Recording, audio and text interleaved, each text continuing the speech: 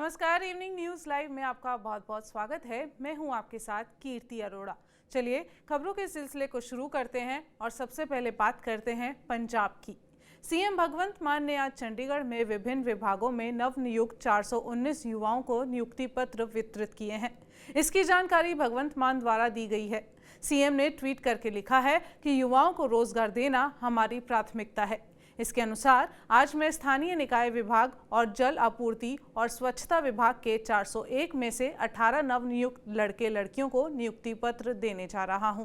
अभी तक हमने 29,000 से ज्यादा युवाओं को सरकारी नौकरी दे चुके हैं और ये सिलसिला यूं ही चलता रहेगा। हौली हौली सही, अंकड़े छोटे छोटे सही, असी सरकारी नौकरियां दे नियुक्ति पत्र दिंदे रहिए ताकि बूंद बूंद नाल सियाणे कहंदे समुंदर भरदा है। अज 419 चुल्हे उन्हां दी अग जिहड़ी है ਉਹ विकास ਵੱਲ ਵਧੂਗੀ, उस घर ਦੀ कबीलदारी ली ते आऊगी। जिस तरह मंत्री साहब ने कहा कि नौकरी मिलने वाला दिन बहुत वड्डा हुंदा है। सो तुहाडी मेहनत तुसीं सवेरे उठ के पढ़ाइयां कीतियां, मेहनत की, घर दीयां जिम्मेवारियां भी निभाइयां, नाल कंपीटीशन बहुत हार्ड अजकल हर फील्ड दे विच। तुसीं उस कंपीटीशन चों पार कीता, कंपीटीशन जो पास किया तो अज तुसीं इत्थे बैठे हो। मैं सारिਆਂ ਨੂੰ बहुत बहुत दिलों ਵਧਾਈਆਂ देना चाहना, तह दिलों तुहाडा। नियुक्ति पत्र वितरण समारोह के दौरान भगवंत मान ने अकाली दल के प्रधान सुखबीर बादल के पागल वाले बयान पर जमकर निशाना साधा। दरअसल शिरोमणि अकाली दल के मुखिया सुखबीर सिंह बादल ने अपने एक संबोधन में सीएम मान को पागल कह दिया था। सीएम मान ने कैसे इस बयान का मुंह तोड़ जवाब दिया, अब ये सुनिए। हाँ जी सुखबीर बादल जी, मैं पागल हाँ क्योंकि मैं किसी बसां दे माफिया च हिस्सा नहीं पाया। मैं पागल हाँ जिन्हें किसी रेत माफिया च हिस्सा नहीं पाया। मैं पागल हाँ जिन्हें किसी ढाबियां च जां समोसियां दी रेहड़ी च हिस्सा नहीं पाया। मैं पागल हाँ जिन्हें किसी इंडस्ट्रीलिस्ट तो 1 रुपया भी लैके किसी इंडस्ट्री च हिस्सा नहीं पाया। मैं पागल हाँ जिन्हें चिट्टे दे समगलरां नाल गल करके पंजाब दी जवानी नूं कदे मरन लई मजबूर नहीं किया। मैं पागल हाँ जिन्हें चिट्टे नाल लोकां दे घरां च चिट्टे रंग दियां चुन्नियां नहीं आउण दित्तियां, चिट्टे रंग दे सत्थर नहीं विछाउण दित्ते। जी हाँ मैं पागल हाँ, पर हाँ मैं इन्ना पागल हाँ कि मैनूं पागलपन है लोकां नूं सरकारी नौकरी देण दा, मैनूं पागलपन है सरकारी स्कूलों नूं ठीक करन दा, मैनूं पागलपन है आम आदमी क्लीनिक बनाउण दा, मैनूं पागलपन है बिजली लोकां नूं फ्री करन दा। असीं तां पागल है। ठीक है, या तो दीवाना हंसे या जिसे तू तौफीक दे, वरना इस दुनिया में आकर मुस्कुराता है कौन। आप सांसद राघव चड्ढा ने राज्यपाल द्वारा विधानसभा के स्पेशल सेशन बुलाए जाने पर राज्यपाल के द्वारा उठाए गए सवाल पर कटाक्ष करते हुए कहा कि गैर बीजेपी शासित राज्यों में ये चलन देखा जा रहा है कि एलजी या राज्यपाल के जरिए सरकारों या मुख्यमंत्रियों के अधिकार छीने जा रहे हैं। हाल ही में तमिलनाडु के राज्यपाल ने कहा था कि विधायक सेंथिल बालाजी मंत्री बनने लायक नहीं है। संविधान स्पष्ट रूप से कहता है कि सीएम के पास कैबिनेट चुनने का पूरा अधिकार है। ये प्रवृत्ति देश के लिए खतरनाक है। मुझे लगता है कि राज्यपालों और उपराज्यपालों के कार्यालयों को समाप्त कर देना चाहिए क्योंकि ये एक औपनिवेशिक खुमारी है। गैर भाजपा शासित राज्य जो हैं उन राज्यों के अंदर राज्यपाल या उपराज्यपाल के माध्यम से जो सरकारें हैं उनमें हस्तक्षेप किया जा रहा है। सरकारों को और मुख्यमंत्रियों के अधिकार क्षेत्र को छीना जा रहा है। अभी उदाहरण आया तमिलनाडु सरकार का, जिसमें गवर्नर ने लिखित तौर पर यह कहा कि एक विधायक मंत्री बनने के लायक नहीं है, इसलिए उसे मंत्री बनने की इजाजत नहीं दी जाएगी। भारत का संविधान साफ तौर पर कहता है कि किस विधायक को मंत्री बनाना है, मंत्रिमंडल में कौन होगा। मंत्रिमंडल का चयन करने की शक्ति और अधिकार केवल और केवल मुख्यमंत्री का है।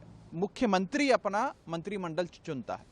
जैसे केंद्र सरकार में प्रधानमंत्री अपने केंद्र सरकार के केंद्रीय मंत्रिमंडल को चुनते हैं, ऐसे राज्य सरकारों में राज्य का मुख्यमंत्री अपने राज्य सरकार के मंत्रिमंडल को चुनता है। और ये केवल तमिलनाडु सरकार का ही मैं उदाहरण नहीं दे रहा, आप बंगाल का उदाहरण ले लीजिए, जहां पे गैर भाजपा सरकार है, वहां ममता बनर्जी की सरकार को खराब करने में, उनके अधिकार क्षेत्र छीनने में, उनके कार्यकाल में हस्तक्षेप पहुंचाने के हर संभव प्रयास गवर्नर करता है। दिल्ली के अंदर सबसे बड़ा उदाहरण है इस देश का, जहां उपराज्यपाल का एक ही उद्देश्य है कि सरकार को पैरालाइज करो।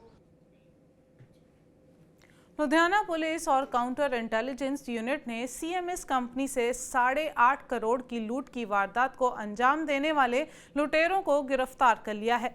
इस घटना की मास्टरमाइंड मनदीप कौर मोना उर्फ डाकू हसीना और उसके पति जसविंदर सिंह को देवभूमि उत्तराखंड से गिरफ्तार किया गया है।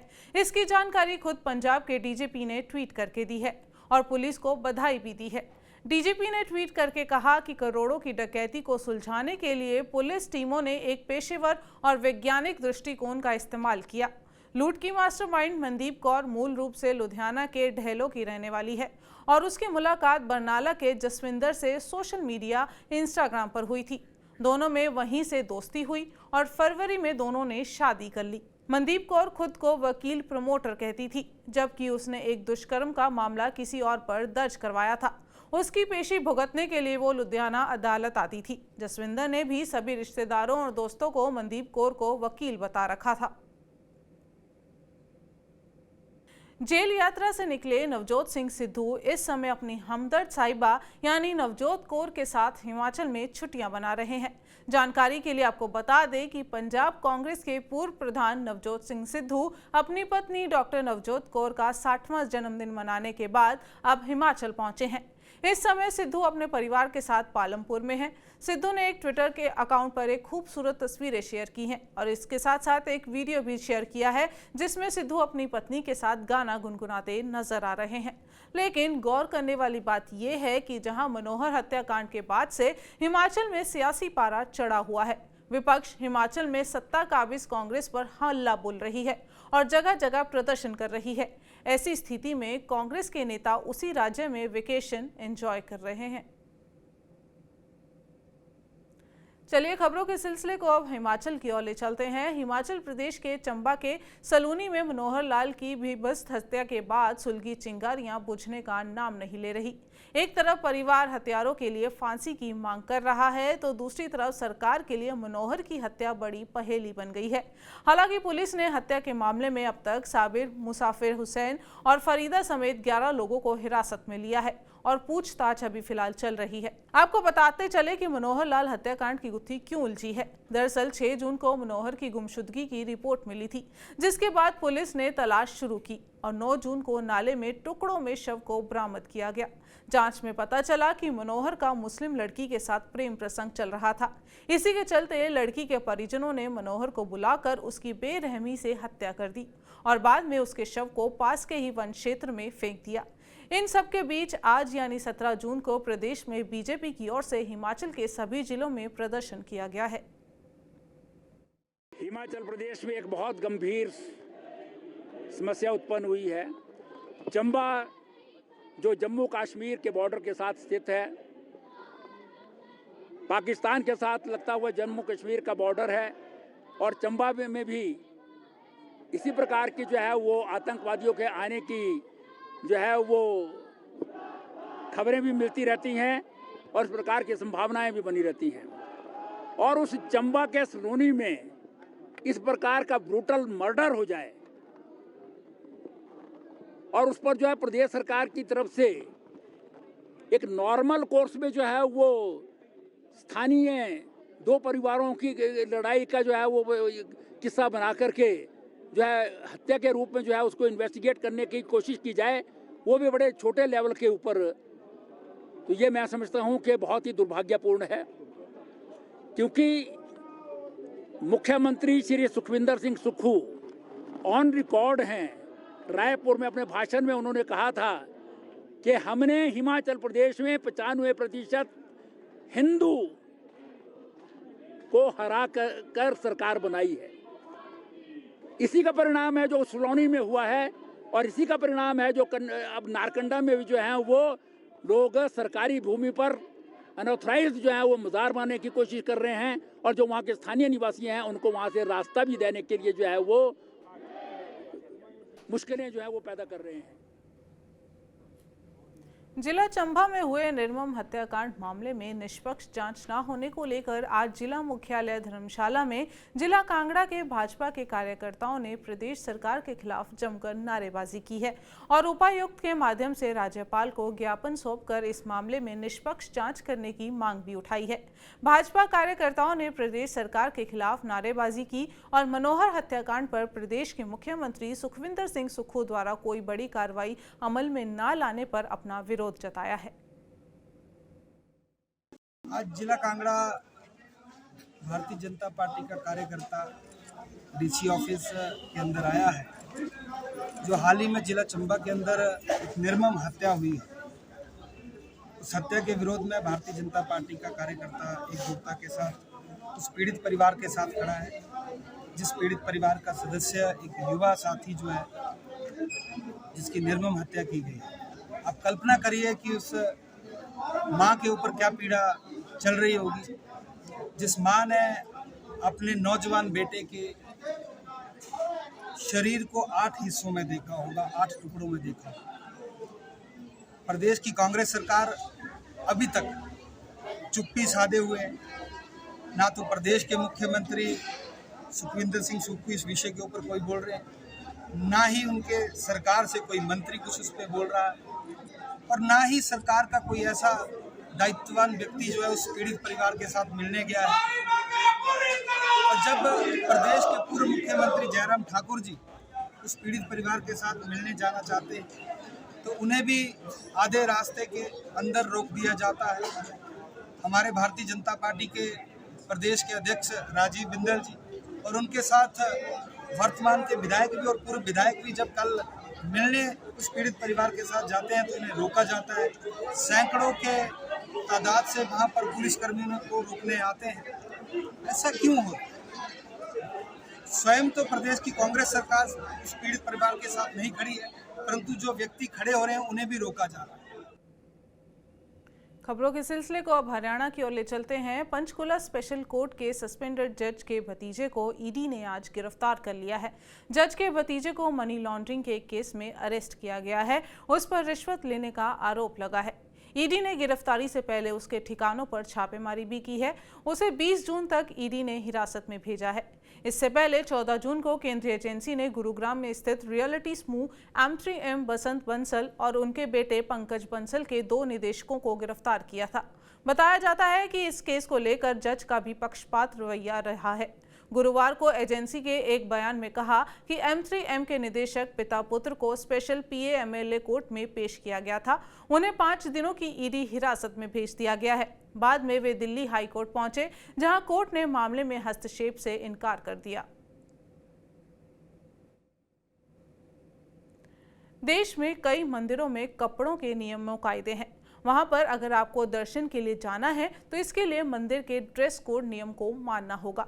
शिमला के एक दिगंबर जैन मंदिर में अमर्यादित कपड़े पहनकर दर्शन करने पर रोक लगा दी गई है। मंदिर प्रशासन ने एंट्री गेट पर ही एक नोटिस चस्पा कर दिया है, जिसमें साफ लिखा है कि अगर आप फटी हुई jeans, mini skirt, half pant, Bermuda पहनकर मंदिर में प्रवेश करेंगे तो आपको एंट्री नहीं मिलेगी। खबरों में आगे बढ़ेंगे। आम आदमी पार्टी के राज्यसभा सांसद संजय सिंह ने प्रेस कॉन्फ्रेंस कर फिल्म आदिपुरुष के डायलॉग्स पर सवाल खड़े किए हैं और कहा है कि आदिपुरुष मूवी ने मर्यादा पुरुषोत्तम श्री राम का हिंदू धर्म का अपमान किया है और भाजपा के नेता इसका प्रचार कर रहे हैं। उन्होंने कहा कि इस मूवी के डायलॉग सुनेंगे तो शर्म आएगी। आगे उन्होंने कहा कि पीएम मोदी RJP नड्डा को माफी मांगनी चाहिए। इस फिल्म के डायलॉग आप पढ़ेंगे तो आपको शर्म आएगी। ये फिल्म का डायलॉग है, सुनिए। कपड़ा तेरे बाप का, तेल तेरे बाप का, जलेगी भी तेरे बाप की। तेरी बुआ का बगीचा है क्या जो हवा खाने चला आया? जो हमारी बहनों को हाथ लगाएंगे उनकी लंका लगा देंगे।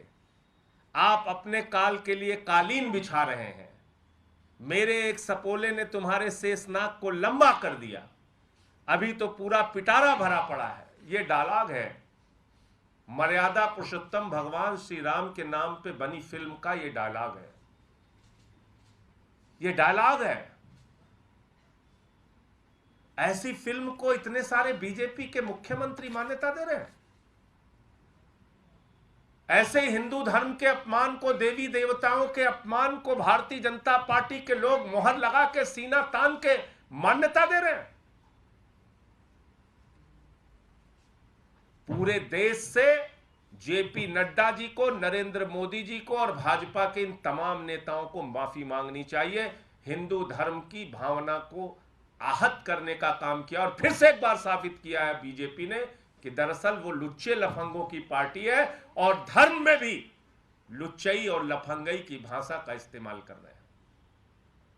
हिंदू धर्म को बदनाम करने का काम इस फिल्म के माध्यम से कर रहे हैं। खबरों के सिलसिले में आज बस इतना ही। अपने राज्य से जुड़ी हर खबर के लिए आप देखते रहिए TV9 पंजाब, हरियाणा, हिमाचल और जुड़े रहिए इवनिंग न्यूज़ लाइव के साथ। नमस्कार।